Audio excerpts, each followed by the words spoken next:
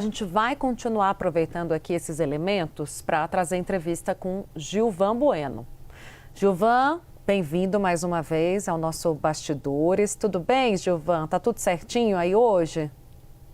Tudo bem, aproveitando para desejar uma harmoniosa e fartura na mesa de todos que nos presenteiam com a sua audiência e seu tempo.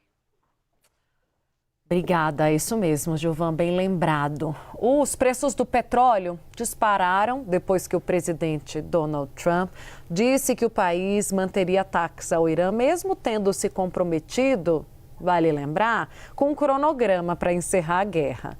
Aqui no Brasil, o Ministério de Minas e Energia pediu a investigação de uma possível prática abusiva na venda do gás de cozinha.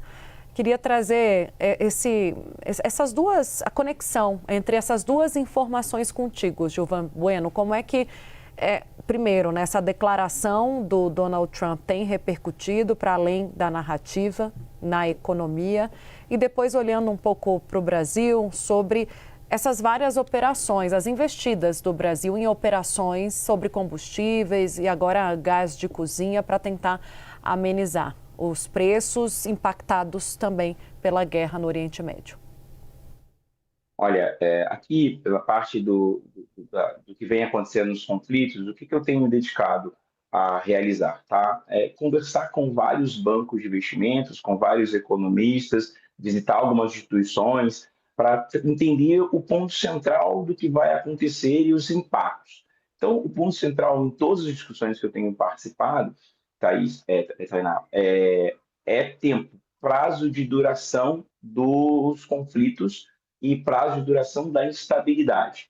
Então, quanto mais se perdurar esses conflitos, maior será o preço. E aqui, uma grande casa internacional fez um estudo mostrando o seguinte, que o barril pode chegar, por exemplo, a US$ 200 o barril, se isso se perdurar até o final do ano.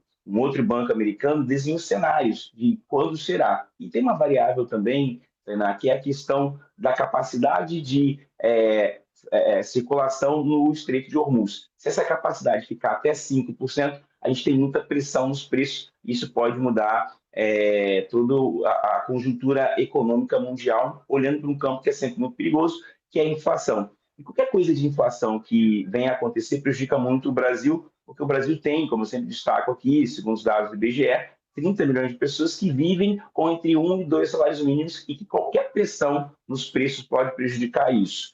Do ponto de vista dos Estados Unidos, essa pressão é um pouco diferente, porque o americano ele só tinha uma pressão de preços na gasolina em 1983, quando nós tivemos, curiosamente, o início dos conflitos geopolíticos no Oriente Médio, onde nós tínhamos, antes desses conflitos, as 7 grandes petrolíferas americanas, que já chamavam-se Sete Irmãs, que elas dominavam aquela situação, mas que teve um conflito, e nós tivemos aqui a famosa crise do petróleo, e que em 1980 o americano presenciou esse preço que pode, alguns estudos mostrando, chegar a US$ 7 o barril, que é algo que não se praticava.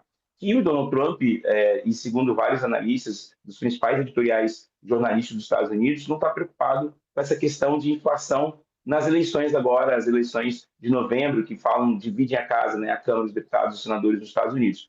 E isso tem prejudicado um pouco e a gente tem que entender como é que vai ser essa percepção por parte dos eleitores, Tainá.